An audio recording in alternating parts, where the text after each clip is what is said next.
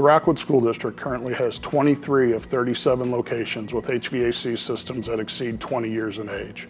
Please keep in mind the life expectancy of these systems is 15 to 20 years.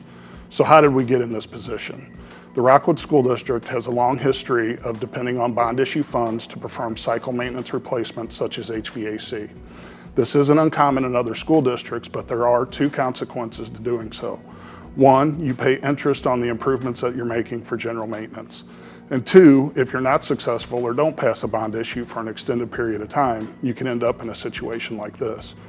From 2010 to 2015, the Rockwood School District was unsuccessful in passing a bond issue. The district passed a large bond issue in 2017, but the majority of that bond issue was dedicated to building improvements such as the new Eureka Elementary School and STEM lab improvements at the 4 high schools, which also included additions at Eureka High School and Marquette.